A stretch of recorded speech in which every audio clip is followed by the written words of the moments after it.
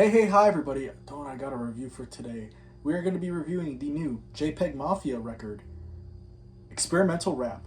Jpegmafia, um, I think if you know about experimental hip hop and abstract hip hop, I feel like he needs no introduction. The man has many records I think are great at this point, whether that be Veteran or LP or even his most recent before this, I Lay Down My Life for You.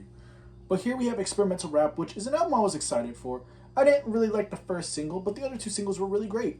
But also this record was kind of controversy before it even came out because of all the shots that Peggy was throwing at Earl Sweatshirt, and then Peggy calling himself the best in experimental rap. And all I'm gonna say is this: if you're gonna say that in the same year that By Storm dropped My Ghost Go Ghost, you better be coming out with a fucking amazing record. It better be one of your best records of your career. Let's say this: Peggy did not do that. No. One, I'm gonna say this album is 25 tracks, right? 25 tracks, and I'm gonna be honest with you. There's maybe a few highlights, and then a lot of songs I don't care for, I don't like, or I think are directionless. So we're gonna start off with the first single, "Baby Girl." It's very direct, it's very dry, and it just didn't do anything for me as a single. It was just like it was just there. I listened to it. It kind of went in one ear, out the other. Burning Hammer is all like, it's also kind of similar feeling for me, but this song is very diverse and there's kind of a lot going on here, with its like strange samples and then these keyboard and guitar passages are kind of, I guess, interesting, but like at the same time, it's still one ear out the other. But the track "Money" though is a banger, and I like Peggy's like nasally triplet flow with these like booming 808s, these searing synths, and this like very chaotic sound to it. I do like that one. I do like that one quite a bit. But after "Money," we have one of my least favorite songs on the record. We have another weak moment with "Pop This Heat."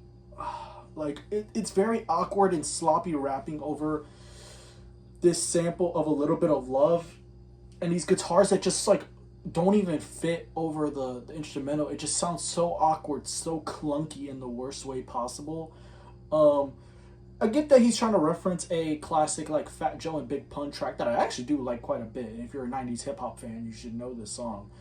But the way that he does it on here is just not good. And he's also referenced songs before in the past that are so much better, like he did with "Tears" by Wu-Tang Clan on his last record, and also like what he did on LP with like freaking "Baby," oh, is it "Hit Me Baby One More Time"? Like he's done this before and done it so much better. What is this?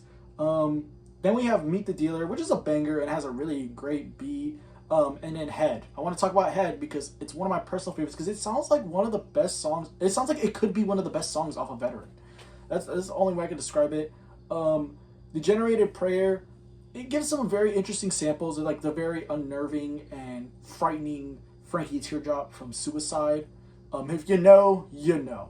The "Ghost of Emmett Till," and it just sounds like a song that I wouldn't want Peggy to make if he was making this style of music. Like it's not, I guess it's not the worst song on the album, but it's just like, it's definitely one of my least favorites. It literally just sounds like a song that I was like hoping Peggy wouldn't make on this album or "I Laid Down My Life for You."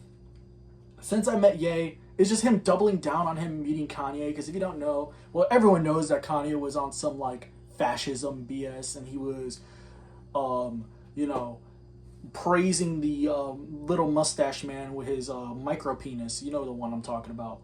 The one that got absolutely fucked by Stalin in World War II. That asshole. Kanye was praising that guy, and Peggy still decided to make music with him, even though Peggy's been a very advocate for like anti-fascism and hip hop, and like, you know, talking shit about fascists and like have these good like wild political statements, but then decided for some reason to like collab with Ye. He's still doubling down and complaining about it, even though like at this point this is already forgotten. This is like when Drake was like talking about the beef still in Iceman, and that's why that record is so fucking bad.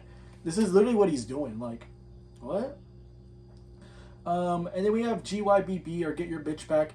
I will admit, this record makes me laugh, but not for a good reason. It's just very edgy in like the cringiest way. Like, "I'm racist." Like, okay, bro.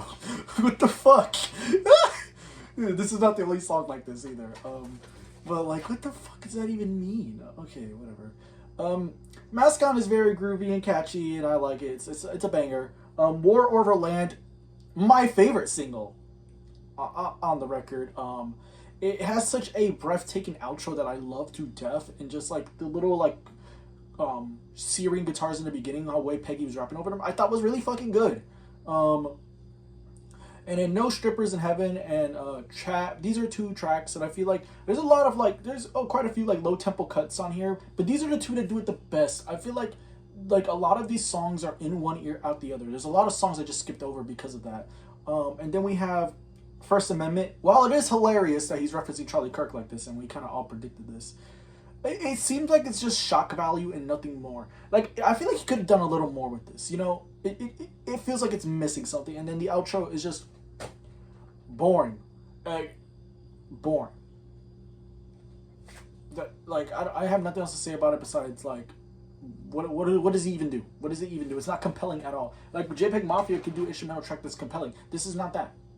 But yeah, that is it for experimental rap. I'm gonna be honest with you, it was pretty disappointing. Like, it's not a bad album, and it definitely has some songs that I love and some highlights. But overall, this record is just like fucking. I liked it a little. Yeah, I'm feeling a light 6 on it. Yeah. But yeah, that'll be it for this record. I'm gonna try to see if I can get the Boards of Canada record out next. We'll see. We'll see what I'm doing with this. All right. But yeah, that's it for this review. If you have any new records that you'd want me to review, you can put those in the comments. I'm gonna try to catch up with 2026, even though it's June. We'll see where we go there. But yeah, see y'all in the next review.